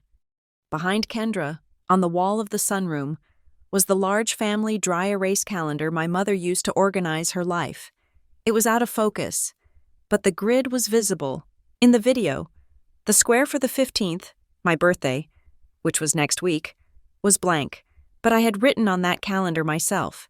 2 weeks ago, when I first arrived, I had used a blue marker to write Ellie's B-Day dinner on the 15th. If the square was blank, that meant this video wasn't filmed today. It wasn't filmed yesterday. It was filmed weeks ago, before I had even unpacked. She had filmed a reaction to my lawsuit weeks before I had even hired a lawyer. She had filmed a video about being terrified of me back when we were still eating dinner together every night. I took a screenshot. I circled the calendar. I added it to the timeline folder. She is banking content. I whispered to the empty room. She wrote the script before the play even started. I needed to confirm the timeline. I needed a witness who wasn't on the payroll of the Parker family delusion. I thought about the neighbor. In the first viral video, the lockout clip, there was a brief shot of Mrs. Gable, the elderly woman who lived across the street. She was standing on her porch, watering her petunias, looking over at the commotion. The caption on that video had read, "Even the neighbors are scared of her screaming." Mrs. Gable was 72. She didn't have TikTok. She probably didn't even know she was famous. I put on my sunglasses and a baseball cap. I drove back to Briar Glen, parking my car 2 streets over to avoid being seen by my parents. I walked to Mrs. Gable's house, keeping my head down. She was in her garden, wearing a wide-brimmed straw hat and gardening gloves. When I walked up the driveway, she squinted at me. "Ellie?" she asked. "Is that you, dear?" "Hi, Mrs. Gable," I said, leaning against the white picket fence. "I am sorry to bother you." She stood up, brushing dirt from her knees. "I haven't seen you in a few days. Your mother told me you went to stay with a friend in the city. To cool off." She looked uncomfortable. She clearly knew something was wrong, but in Briar Glen, politeness was a more powerful force than curiosity. "Mrs. Gable," I said, "I have a strange question. Do you remember Tuesday morning, when I was leaving?" "Oh, yes," she said, "the day you and Kendra were filming that skit." I froze. "That skit?" "Yes," she said. "Kendra came over the day before, on Monday. She asked if I would be out in the garden around 9 on Tuesday. She said you girls were filming a funny video for her work. Something about, what did she call it? A day in the life of a boomerang child. She asked you to be there?" I asked, my voice barely a whisper. She said she needed an extra for the background. Mrs. Gable said, smiling uncertainly. She said it was a comedy. I thought it was a bit loud, with the yelling and all, but Kendra said you were practicing for an audition. She paused, looking at my face.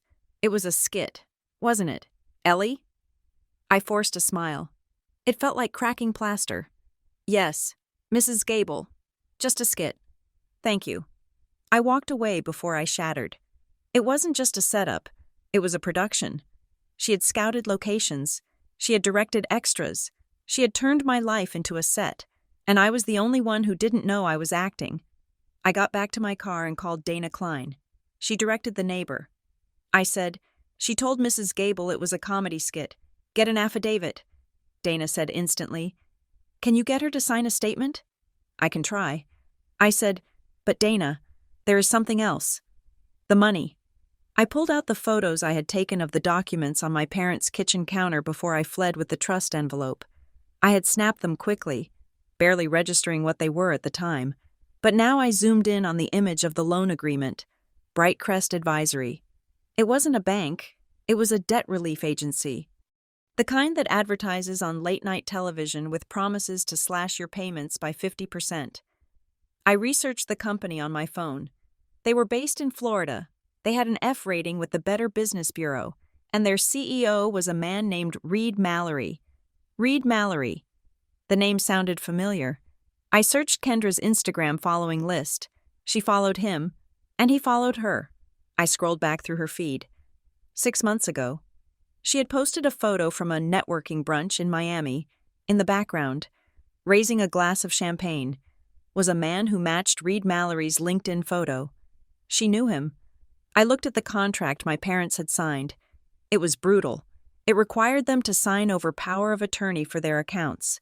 It charged a monthly consulting fee of $2,000. And then I saw Clause 14. Client agrees to maintain a stable home environment to facilitate financial restructuring. Bright Crest advises limiting contact with disruptive family members or dependents who may create financial or emotional instability during the program term. I read it twice. Limit contact with disruptive family members. It was a template.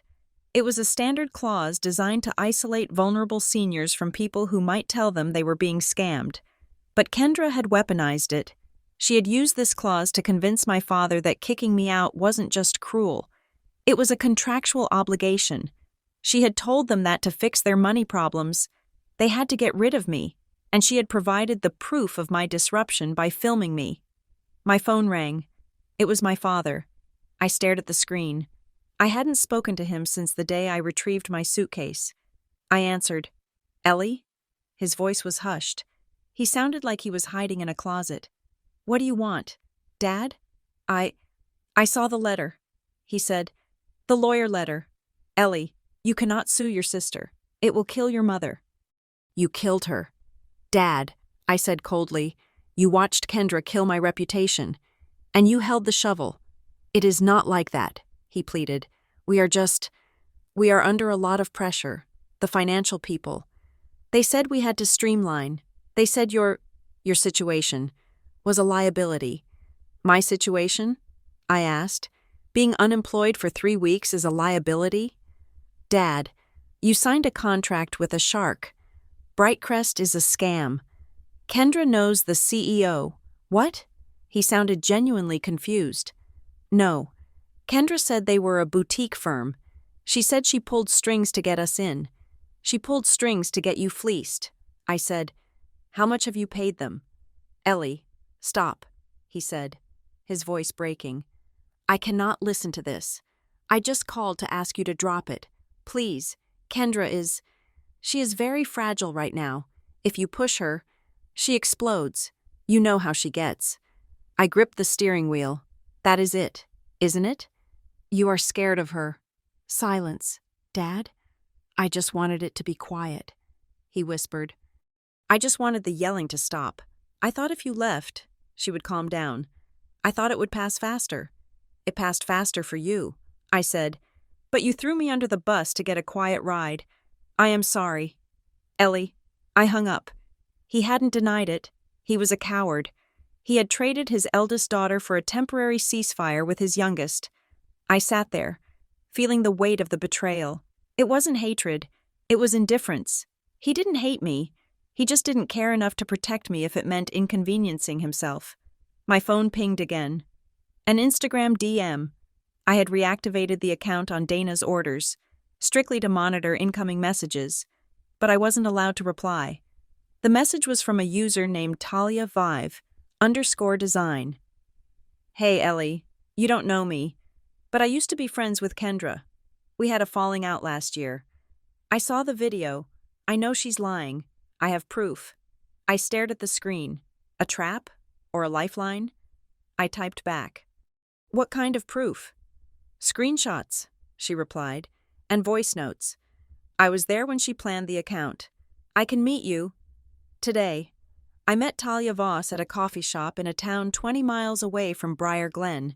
She was a petite woman with sharp eyeliner and a nervous energy. She kept checking the door as if expecting Kendra to burst in. Thank you for meeting me, I said, sliding into the booth. Talia didn't waste time on pleasantries. She pulled out a tablet. I was Kendra's content strategist for 6 months. She said, unpaid. Obviously, she promised me exposure. What I got was a front-row seat to a narcissist's collapse.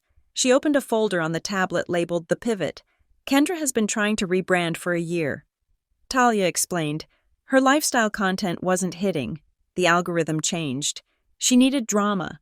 She needed a villain. She swiped to a screenshot of a Notes app entry dated 2 months ago. The title of the note was, The Ellie Meltdown Arc. I felt the blood drain from my face. Read the bullet points, Talia said softly. I read them. Point 1. Ellie comes home broke. Frame as failure. Point 2. Create friction. Mess with Wi-Fi. Hide mail. Get reaction shots. Point 3. The big blowout. Need a catalyst. Eviction. Point 4. The aftermath. Sad sister era. Mental health advocate angle. Goal. 100,000 new followers. Brand deals for therapy apps. There was a note at the bottom in bold. Capitalized letters. Make her look unhireable. If she has a job, she leaves. If she doesn't, she stays and I control the narrative. I put my hand over my mouth. I felt sick. Physically, violently sick. It wasn't just a reaction to a bad roommate situation. It wasn't even just about the trust money. It was content. I was content. My pain, my loss of income, my humiliation. It was all just raw material for a storyboard. She planned it. I whispered. She planned to make me unhireable. She was jealous, Talia said. You had the corporate job. You had the degree. You were the successful one. She wanted to take that away. She wanted to bring you down to her level so she could look down on you. Talia swiped to another image, a screenshot of a text thread between Kendra and a contact named Reed. Kendra. Phase 1 complete. She is out. Parents are terrified. Signed the contract yet? Reed. Papers are signed. First payment cleared. Your cut is on the way. Kendra. Good. I need that cash. The bot farm for the viral boost was expensive. She bought the views? I asked. She bought the first 50,000. Talia said. The rest was organic. People love a train wreck. Talia pushed the tablet toward me. I airdropped everything to you. The notes. The texts. The metadata from the drafts she sent me for review. It proves malice. It proves intent. Why? I asked her. Why are you helping me? Talia looked down at her coffee. Because she did it to me too. Last year. She spread a rumor that I stole from her. I lost my design clients. It took me a year to rebuild. I know what it feels like to be flattened by her. She looked up, her eyes fierce. Bury her. Ellie. I drove back to the motel with the digital evidence burning a hole in my pocket. I felt a strange sensation. It was grief, heavy and suffocating. Grief for the sister I thought I had. Grief for the parents I wished I had. I sat in the motel room and cried for exactly 10 minutes. I mourned the loss of my family. I mourned the death of the idea that they loved me. Then I washed my face. I looked in the mirror. My eyes were red, but my jaw was set. I called Dana. I have the playbook. I said, I have her notes. I have the text messages with the debt relief guy confirming a kickback. I have the proof that she bought the views. Good, Dana said. Her voice was sharp, professional. Now we draft the statement, not a lawsuit. The lawsuit is coming, Dana said, but the court of public opinion moves faster than the superior court. You need to kill the lie where it lives. You need to make a statement. I set up my phone on the desk. I stacked 3 books to make a tripod. I sat in front of a plain white wall. I didn't use a filter. I didn't fix my hair. I wore a simple black shirt. I didn't write a script. I had the timeline. I had the facts. I hit record. My name is Ellie Parker. I said, my voice was low, steady. I wasn't crying. I wasn't shouting. For the last 4 days, you have watched a story about me. You have been told that I am unstable, that I am a thief, and that I am a burden. You have been told that my family is afraid of me. I picked up the stack of papers, the trust notice, the debt relief contract, the printout of the meltdown ARC note. Today, I am going to tell you the truth, and unlike my sister, I brought receipts. I looked into the lens. I imagined Kendra watching. I imagined my parents watching. I wasn't the daughter they had kicked out anymore. I was the evidence they couldn't suppress. I took a deep breath. Let's begin with Tuesday morning, I said. I posted the video at 10 in the morning on a Thursday. I did not use a filter. I did not use trending audio. I sat in front of the cream-colored wall of the motel room, wearing a black t-shirt, and I spoke for exactly 4 minutes and 12 seconds. The caption was simple. A statement regarding the events of last Tuesday. I did not watch it upload. I placed the phone face down on the laminate desk and walked into the bathroom. I washed my hands. I washed them for a long time, scrubbing the skin until it was pink, as if I could wash away the feeling of having to defend my own existence to an audience of strangers. When I walked back out, the phone was buzzing. I sat down and opened the laptop. I had agreed with Marisol and Dana that I would not read the comments, but I needed to ensure the link to the evidence folder was working. The video was not a rant. It was a lecture. In the video, I held up a printout of the mail hold denial from the post office. This is a document from the United States Postal Service. I had said, my voice steady. It confirms that on Friday, an attempt was made to redirect my mail to a P.O. box in Lake Hollow. I did not make this request. The signature was flagged as a mismatch. I held up the metadata report from the viral video. This is the metadata from the video posted by the account claiming to be a fan page. It shows the video was uploaded to the draft folder 15 minutes before the incident occurred. The incident was staged. The camera was set up. The script was written. And finally, I held up the letter from Alder Wren. This is a notice of trust administration. It was mailed to me 3 days before I was locked out. It was hidden from me. On the same morning I was removed from my home. A person impersonating me called this law firm to claim I was incapacitated. I looked into the lens. I am not asking you to like me. I am not asking for followers. I am asking you to look at the timestamps. I am asking you to look at the facts. I am Ellie Parker, and I am not the villain of this story. I am the target. By noon, the video had 200,000 views. By 2 in the afternoon, the tone of the internet began to shift. It was not a tidal wave, but a current change. The top comments on Kendra's reposts started to change from Queen and Boundaries to Wait. Look at the dates and why did she hide the mail? A popular commentary YouTuber, a guy who usually dissected celebrity apologies, posted a reaction video titled, "The Ellie Parker Case Just Got Weird."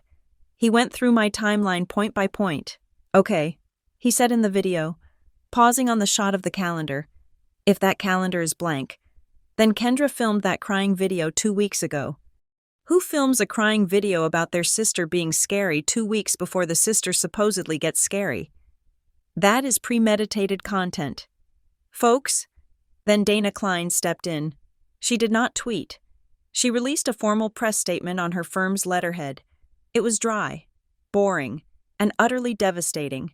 It was a notarized summary of the evidence package, confirming that we had retained a forensic data specialist who had verified the metadata and the email linkages. It was the difference between internet drama and a legal reality. At 3 o'clock, my phone rang. It was not a block number. It was Sarah from Brindlepath Solutions. I let it ring 3 times before answering. I needed to sound calm. I needed to sound like a woman who had options, not a woman living in a motel. "Hello, Sarah," I said. "Hi, Ellie," Sarah said. Her voice was different than it had been 2 days ago. It was softer, apologetic, but with a hurried edge. We saw your statement. And we received a communication from your legal counsel regarding the context of the online activity. I waited. I did not say, it is okay. It was not okay. The hiring committee has reconvened. Sarah continued, filling the silence. We have reviewed the additional context. We realize we may have acted prematurely regarding the pause on your candidacy. We would like to reinstate your final interview for Monday. I looked at my reflection in the motel mirror. I looked tired, but I looked sharp. I appreciate that. Sarah, I said, however, the situation has changed slightly on my end. Oh? She sounded nervous. If I am to move forward with Brindlepath, I need to be certain that the company understands the distinction between a candidate who is unstable and a candidate who is being targeted. I said, I cannot work for an organization that will flinch every time my sister decides to post a video. I need a written acknowledgement in my offer letter, or a separate rider, stating that my employment will not be terminated based on third-party social media harassment. There was a long pause. That is, unusual. Sarah said, so is my situation. I countered, but I am a compliance officer. Sarah, I deal in risk management. I am managing my risk. I also need to request that the onboarding be fully remote for the first 90 days. I added, for safety reasons, I need to be able to work from a secure location that is not public knowledge. I will have to run this by legal. Sarah said, you do that. I said, I will wait to hear from you. I hung up. My hands were shaking, but it was a good shake. It was the adrenaline of taking back ground. I wasn't begging for a job anymore. I was negotiating terms. Kendra, predictably, did not handle the shift in narrative with grace. At 5 o'clock, she went live on TikTok. I watched from Marisol's burner account. Kendra was in her car. She looked disheveled, her eyes wide. You guys do not understand, she shouted at the phone. She is exploiting our family trauma. She is twisting everything. That calendar was old. We hadn't erased it yet. She is gaslighting you. She was spiraling. She was using buzzwords she didn't understand. Gaslighting, narcissist, trauma, and then the comments started flooding in. Show us the email recovery. Why did you hide the mail? Kendra, did you really film the reaction before the fight? Kendra started blocking people. I watched the viewer count drop as she frantically tapped the screen. Then, Talia Voss dropped the bomb. Talia posted a single image to her Instagram story. It was the screenshot of the meltdown ARC note, the one with the bullet points, the one that said, make her look unhireable. She tagged Kendra.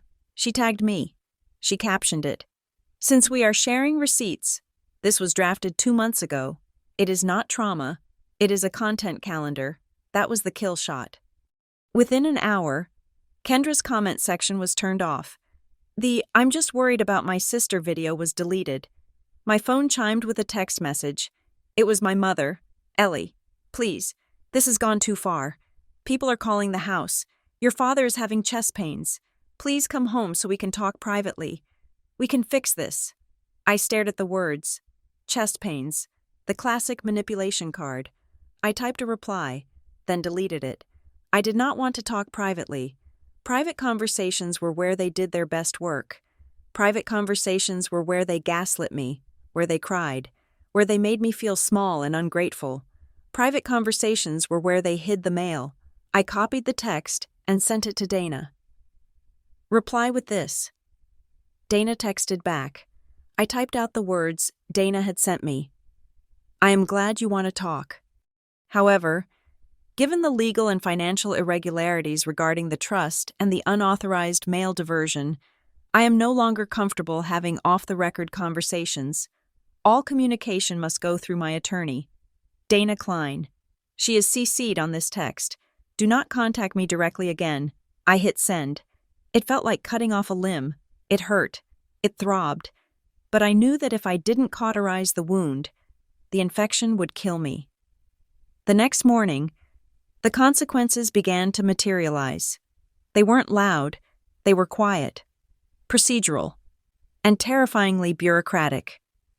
Dana filed a civil complaint in the County Superior Court. The causes of action were clear. defamation, intentional infliction of emotional distress, interference with prospective economic advantage, but the real weapon was the separate report she filed regarding the impersonation. We are not pressing criminal charges yet. Dana explained to me over the phone. We are filing a report with the Fraud Division regarding the unauthorized access to the trust information. It triggers an automatic freeze on any assets connected to the parties involved. It meant Kendra and my parents were financially paralyzed. And then, we found the money trail. Marisol had been digging into Brightcrest Advisory. She had found the corporate filing for the company in Florida. It was an LLC, registered to a generic agent, but the mailing address for accounts receivable matched a P.O. box in Miami. Marisol cross-referenced that P.O. box with public records. It is linked to a shell company called RM Consulting. Marisol told me, turning her laptop screen so I could see the spiderweb of connections. RM, I said. Reed Mallory? Exactly, Marisol said. But here's the ugly part. Look at the invoices your parents paid. She pulled up the photos I had taken of the paperwork. The monthly consulting fee was $2,000. But there were expedited service fees and retainer bonuses that totaled nearly $15,000 in the last 3 months. $15,000. I whispered, my parents don't have that kind of money. They took a home equity line of credit, Marisol said. I found the lien recording on the county clerk's website. They borrowed $50,000 against the house in Briar Glen to pay Brightcrest. I felt sick. Reed Mallory wasn't just a bad businessman. He was a grifter. And Kendra. Kendra is getting a kickback, Marisol said. Look at this. She showed me a Venmo transaction history she had scraped using a tool I didn't want to ask about. Every time my parents paid Brightcrest. 3 days later, a user named RM_MIA sent a payment to Kendra Parker 88. The memo line was always an emoji, a champagne bottle, a bag of money, a plane. She is robbing them. I said, she is literally robbing our parents. She is funneling their retirement money to her boyfriend, and he is sending her a cut. Marisol corrected. And she needed you out of the house because you work in compliance. You would have looked at the invoices. You would have asked why a debt relief company was charging expedited service fees. That was it. The final piece of the puzzle. It wasn't just about the trust. It was about the long con. I was the auditor who had walked into the middle of an embezzlement scheme. And they had panicked. I called my father. I knew I had told them to go through Dana, but this was different. This was about their survival. He didn't answer. I called my mother. She picked up on the first ring. She sounded like she had been weeping for hours. Ellie, she whispered, please don't hang up. Mom, listen to me. I said, my voice urgent. You need to stop paying Brightcrest. Immediately. What? She sounded confused. Why? It is a scam. Mom, it is Reed Mallory, Kendra's boyfriend. The company is a shell. They are stealing your money. No, she said, her voice trembling. No. Kendra said they are the best. They are helping us restructure. Mom, I have the records. I said, I have the proof that Reed is sending money back to Kendra every time you pay them. She is laundering your home equity loan through her boyfriend. Silence. A long, terrible silence. That is not possible, she whispered. Kendra, she loves us. She is trying to save us. She is eating you alive. Mom, I said brutally. She used you to destroy me so I wouldn't see the bank statements. Why do you think she wanted me out? Because I am toxic? Or because I know how to read a contract? I heard a sob, a deep, wrenching sound that came from the bottom of her chest. I knew. She choked out. You knew what? I knew she was filming, my mother admitted. Her voice was so quiet, I had to press the phone to my ear. That morning, the lockout. She told me the night before. She said we had to do something dramatic. She said you were too comfortable. She said if we gave you a wake-up call, you would get your act together and leave on your own. I closed my eyes. You knew. I repeated. You stood in the kitchen and drank your tea and waited for her to start the scene. She said it was for your own good. My mother cried. She said you needed a push. I didn't know it would go viral. I didn't know she would post it to strangers. I thought it would make you leave so we could fix the money thing without you judging us." "Judging you?" I laughed. A harsh sound. "Mom, I wasn't judging you. I was trying to get a job. I was afraid," she whispered. "I was afraid if you stayed, you would find out how bad the debt was, and you would look at us like we were failures. Kendra said she could fix it. She said if we just listened to her, she could fix everything. So you chose her lie over my life," I said, "because you didn't want to be embarrassed." "Ellie, please. I chose optics over my dignity, Mom, and now you have lost both." I hung up. I sat in the silence of the room. It was done. The emotional cord that had tethered me to them, the thin hope that this was all a misunderstanding, was severed. It wasn't a misunderstanding. It was a calculation. My mother had decided that her pride was worth more than my safety. She had decided that being scammed by the cool daughter was better than being helped by the boring one. I went back to work. I sent the Bright Crest evidence to Dana. Add fraud to the complaint, I typed, and pierced the corporate veil on Reed Mallory. 2 hours later, I received an email from Alder Wren. The subject line was, "Urgent, Trust Administration Meeting." I opened it. "Dear Ms. Parker, in light of recent allegations regarding identity theft and interference with beneficiary notification, the trustees of the Eleanor J. Vance Trust have suspended all pending transfers.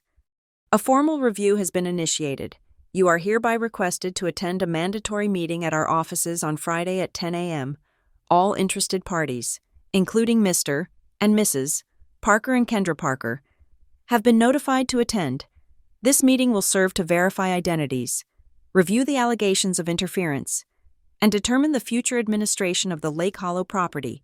Please confirm your attendance. Legal counsel is permitted and encouraged." I stared at the screen. This was it. The showdown. Not in a kitchen, not on Instagram. In a conference room with a mahogany table and a court reporter. I forwarded the email to Dana. "We are going." I wrote. Dana replied instantly. "I will be there, and I'm bringing the forensic report." I stood up and walked to the window. The sun was setting over the highway, painting the sky in bruises of purple and orange. I thought about Kendra. She was probably scrambling right now.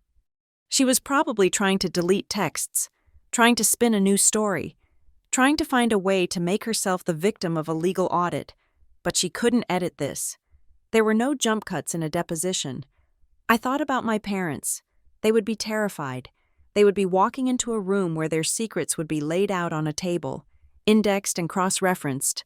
I felt a flicker of pity, but I snuffed it out. Pity was what had kept me compliant for 33 years. Pity was why I had paid their utility bills. Pity was why I had stayed silent when Kendra mocked me. I was done with pity. I was ready for justice. I went to the closet and looked at my clothes. I had my interview suit, a navy blue blazer, tailored trousers, a crisp white shirt. It was the armor of the person I used to be. The compliance officer, the rule follower. I touched the fabric. I wasn't just a rule follower anymore. I was the enforcer.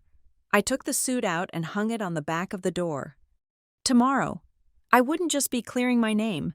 I would be evicting them from my life, one legal document at a time. I sat down on the bed and opened the timeline folder one last time. I added a final entry for the day. Date: Thursday. Event: invitation to trust. Meeting received. Status: accepted. Objective: total accountability. I closed the laptop. I turned off the light. For the first time since I had been locked out, I slept through the night. The conference room at Alder Wren was designed to intimidate. It was a windowless chamber of polished mahogany and serious art, the kind of room where inheritances were divided and families were dismantled into percentages.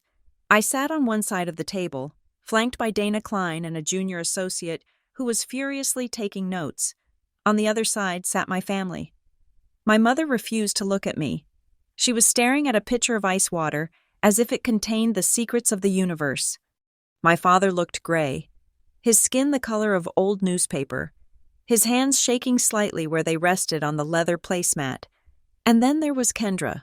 She was wearing a white dress. It was a calculated choice, the color of innocence, of brides, of victims. She sat with her posture perfect, her chin tilted up, looking at me with an expression of wounded benevolence. She had brought a lawyer, a man named Mr.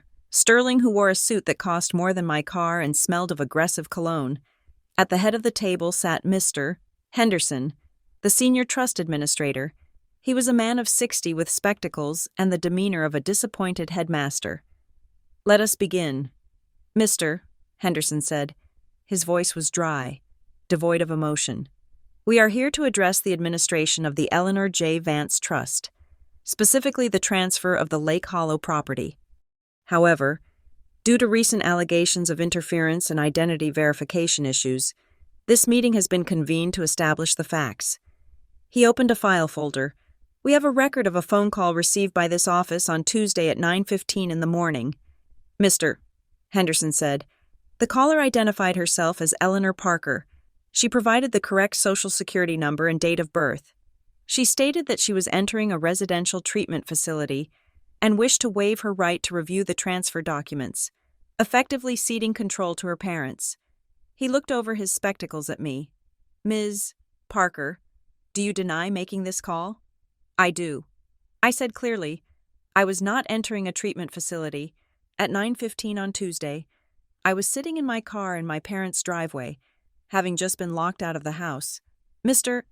Henderson turned his gaze to the other side of the table. "Mr. and Mrs. Parker, were you aware of this call?" My father cleared his throat. He sounded like he was gargling gravel. "We knew Ellie was having a hard time. We thought—" "We did not make the call." Kendra interrupted. Her voice was soft, melodic. "We were just trying to handle a family crisis. We had no idea someone called the firm. Maybe it was a prank? Ellie has been getting a lot of internet attention lately." Dana Klein leaned forward. Her movement was sharp, like a switchblade snapping open. "It was not a prank," Dana said, "and it was not a random internet stranger. We have the call logs." Mr. Sterling, Kendra's lawyer, bristled. "Objection. You cannot speculate on the identity of the caller without—" "We are not speculating," Dana said. She slid a piece of paper across the polished wood. "Alder Wren records all incoming calls for quality assurance and liability.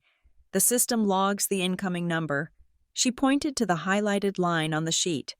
"The call came from a number ending in 4492. Dana said, "That is not Kendra's personal cell." "And it is not Mr. and Mrs. Parker's landline," Kendra smiled. A small, sad smile. "See? It wasn't us. It is the registered business line for RM Consulting." Dana continued. "A company owned by Reed Mallory." The smile vanished from Kendra's face. It didn't fade. It simply evaporated, replaced by a look of blank shock. "Reed Mallory," Dana said, addressing Mr. Henderson, "is Kendra Parker's boyfriend, and he is the owner of the shell company that has been billing Mr. and Mrs. Parker for questionable debt relief services." Mr. Sterling looked at his client. "Is this true?" Kendra blinked rapidly. She was processing. I could see the gears turning behind her eyes, calculating the pivot. "Reed?" she whispered, her voice trembling perfectly. "Reed called?" She looked at our parents. I didn't know. He told me he was helping. He said he would handle the paperwork so Mom and Dad wouldn't have to stress. He must have done it to protect me." She covered her mouth with her hand, a gesture of shock. "Oh my God. He lied to me. I have been used. It was a brilliant performance. In 3 seconds. She had gone from co-conspirator to victim. She was distancing herself from the fraud while keeping her hands clean." "Mr. Henderson frowned. "Miss Parker, are you suggesting that a third party, your partner, impersonated a beneficiary without your knowledge?" "He told me he was calling to get an extension," Kendra cried, a single tear escaping. "I didn't know he pretended to be Ellie. I am just a girl who trusted the wrong guy." I watched her. I watched the way my mother reached out to pat Kendra's arm, comforting the person who had just implicated her boyfriend in a felony. "Stop it," I said. The room went quiet. I hadn't raised my voice, but the tone cut through the performance like a razor. Stop acting. Kendra. I said, You knew. You knew because you texted him 10 minutes later. I looked at Dana. She slid the second piece of evidence across the table. This is a text log provided by a former associate of yours. Talia Voss, Dana said. Kendra flinched at the name. Dana read from the paper. Sent Tuesday, 9:30 a.m., from Kendra to Reed. Phase 1 complete. She is out. Did you make the call? Reed reply. Done. Papers should be clear. Dana looked at Kendra. You asked him if he made the call. You knew. Kendra's face hardened. Her lawyer looked at the paper. Then at her. He closed his folder. He knew a losing hand when he saw one. Mr. Henderson looked at the text log. This suggests coordination, he said, his voice icy. This suggests a conspiracy to defraud a beneficiary. My father made a sound. It was a groan, deep and painful. Robert? My mother whispered. My father put his head in his hands. He looked small. He looked defeated. I didn't want to do it. He said to the table. We turned to look at him. I didn't want to lock the door, he said, his voice muffled by his hands. I didn't want to hide the mail. Then why did you? I asked.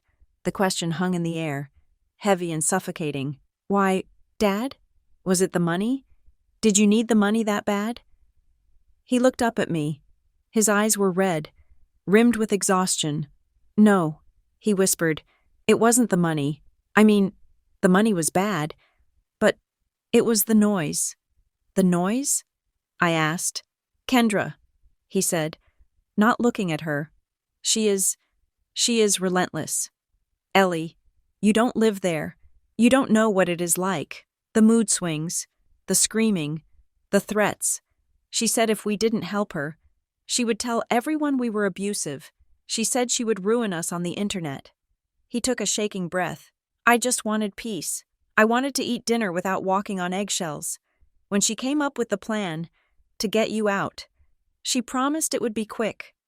She said you would just go back to Chicago and we could sell the cabin and pay off the debts, and everything would be quiet again. He looked at me, pleading. I chose the quiet option. Ellie, I knew it was wrong, but I was so tired. I just wanted it to be over. I sat there, frozen. It would have been better if he had said he hated me. It would have been better if he had said he needed the money to save his life, but he hadn't. He had sacrificed me because he was tired. He had destroyed my life because he didn't want to deal with a tantrum. He had chosen the abuser because the abuser was louder than the victim. That is not an excuse. Dad, I said. My voice broke. Just a little. That is just cowardice. Kendra stood up. Her chair scraped loudly against the floor. He is lying, she shrieked. Her mask was gone now. The white dress didn't look innocent anymore. It looked like a costume. He is senile. He doesn't know what he is talking about. Sit down, Ms. Parker. Mr. Henderson commanded. No! Kendra yelled. This is a setup. That text is fake. Talia is a liar. She is just jealous because I have a platform and she is a failed graphic designer. Dana didn't flinch. She pulled out the final document. This is a sworn affidavit from Mrs. Gable, your neighbor, Dana said calmly. She states that you approached her on Monday, the day before the lockout, to recruit her for a comedy skit. She states you directed her where to stand. Dana placed a photo on the table, and this is a screenshot of a note from your phone, dated 2 months ago, titled, The Ellie Meltdown Arc. It outlines the strategy to make your sister look unhireable. Dana looked at Kendra with cool professional detachment. This was not a family crisis, Ms. Parker. It was a production, and you were the director. Kendra stared at the papers. She looked at the text log, the affidavit, the note. She looked at the walls closing in.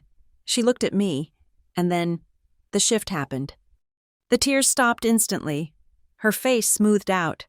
Her eyes, which had been wide and pleading a moment ago, went flat and dead. It was like watching a shark roll its eyes back before a strike. She sat down slowly. She smoothed her dress. She looked at me with a terrifying, icy contempt. "So what?" she said. The room went silent. "So what if I planned it?" she asked, her voice bored. "You were always the perfect one, Ellie, the one with the degree, the one with the 401k. You came home acting like you were better than us, walking around in your little blazers, judging us. I wasn't judging you. I said, I was unemployed. I was struggling. You were condescending." Kendra spat. "You breathed condescension. You deserved it. You deserve to feel what it is like to be looked at and laughed at. And guess what? It worked. You are famous now. You should be thanking me. I gave you a brand." She leaned back, crossing her arms. "But you won't keep it. You are too boring. You will fade away, and I will pivot. I always pivot." I looked at her. I really looked at her. I didn't see a monster. I saw a void. I saw a person so empty that she had to consume everyone around her just to feel full. "I am not a brand." "Kendra," I said quietly, "I am a person. And I am the person who just proved you committed fraud." Kendra laughed, a dry, humorless sound. "Fraud. Please. It is a civil dispute. Mom and Dad won't press charges. Will you—" "Dad?" She looked at my father. It was a dare. My father looked at the table. He didn't speak. "See?" Kendra said, smirking. "No charges. No crime. We are done here. Mr. Henderson cleared his throat. The sound was like a gavel strike. "You are mistaken." "Ms. Parker," he said. Kendra looked at him. "Excuse me? The trust is not a party to your family dynamic." "Mr. Henderson said, "The trust is a fiduciary entity, and the impersonation of a beneficiary to facilitate an unauthorized transfer is not a civil dispute. It is a violation of state banking regulations." He closed the file. "I am hereby placing a freeze on all assets within the Eleanor J. Vance Trust." He announced, "No transfers will be authorized, no properties will be sold. Furthermore, I am required by law to file a suspicious activity report regarding the attempted interference." He looked at my parents. "Mr. and Mrs. Parker, as current trustees, you are suspended pending an external audit. You will not have access to the trust funds. You will not have authority to sign documents." He looked at Kendra. "And Ms. Parker, this office will be forwarding our call logs and the evidence provided today to the District Attorney's Fraud Division. We cannot allow our firm to be used as an instrument of deception." Kendra's smirk faltered. "The DA? You tried to trick a law firm." "Miss Parker? Mr. Henderson said, "We take that personally." He stood up. "This meeting is adjourned. Ms. Parker," he nodded to me, "you will be contacted by the independent auditor. Until then, the property in Lake Hollow is secure. No one can touch it. Thank you." "Mr. Henderson," I said. I stood up. I gathered my papers. "Ellie," my mother whispered. She reached across the table. Her hand was trembling. "Please, where are you going?" I pulled my papers out of her reach. "I am going to work." "Mom," I said, "I have a job." "But are you coming home?" she asked. We can fix up the guest room. We can start over." I looked at the woman who had hidden my mail. I looked at the man who had chosen silence over my safety. I looked at the sister who had monetized my pain. "I don't have a home here," I said. I turned and walked toward the heavy oak door. "Ellie!" Kendra called out. Her voice was sharp, desperate. "You can't just leave. We need to get our story straight.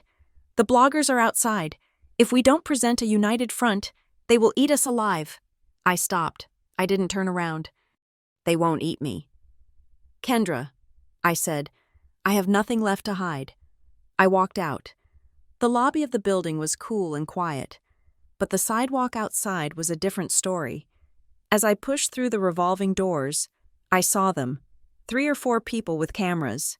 Not TMZ, but local bloggers, the kind of people who ran Neighborhood Watch Instagram pages and monetized local gossip. "There she is," one of them shouted. Ellie, did you sue your sister?"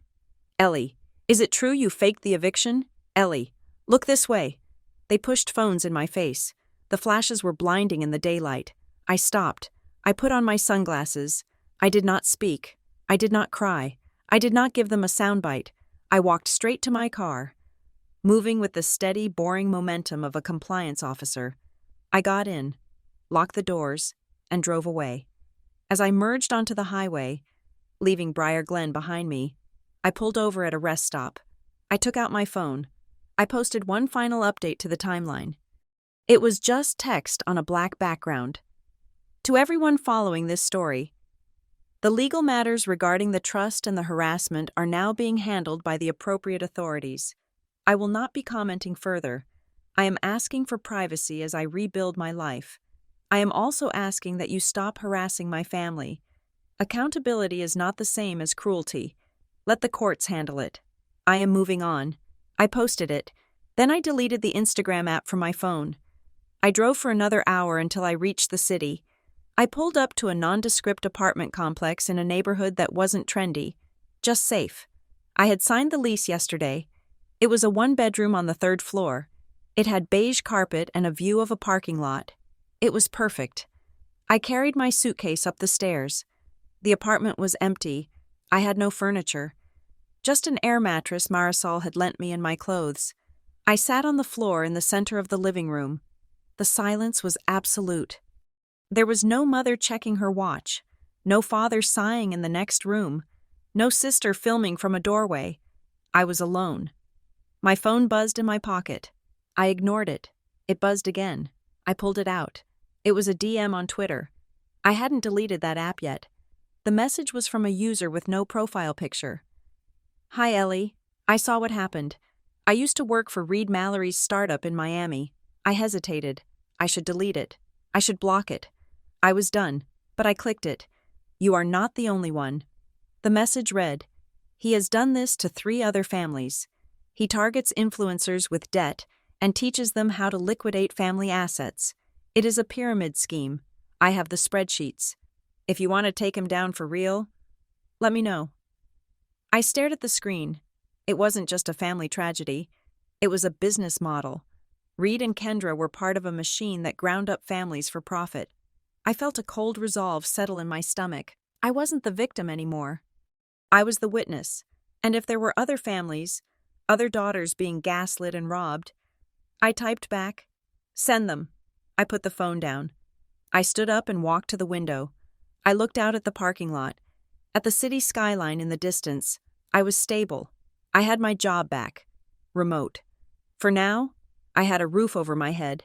I had cleared my name, but I wasn't healed. You don't heal from the realization that your parents see you as a distinct operational cost that can be cut to save the bottom line. You don't heal from seeing your sister look at you with dead, shark eyes. I would survive. I would thrive. Even, I would buy furniture. I would date again. I would eventually laugh without checking to see if someone was recording, but I would never go back to Briar Glen. I was an orphan now, not by death, but by decision. I turned away from the window and looked at the empty room. It was big. It was quiet. It was mine. I took a deep breath, filling my lungs with air that didn't smell of fear. Time to unpack, I said to the empty room, and for the first time in a long time, nobody interrupted me. Thank you for listening to this story. Writing Ellie's journey has been an intense experience. We often think of revenge as a loud, explosive act, but sometimes, the greatest revenge is simply surviving the truth and refusing to let others write your ending. Ellie didn't burn the house down. She just turned on the lights so everyone could see the rot. I would love to hear your thoughts on the ending. Did Ellie make the right choice by walking away completely? Do you think her parents deserve forgiveness, or was their cowardice unforgivable? Please leave a comment below, letting me know where you are listening from. It is always fascinating to see how far these stories travel. If you enjoyed this story and want to hear more tales of justice, betrayal, and resilience, please subscribe to Revenge Stories. Until next time, keep your receipts and trust your gut.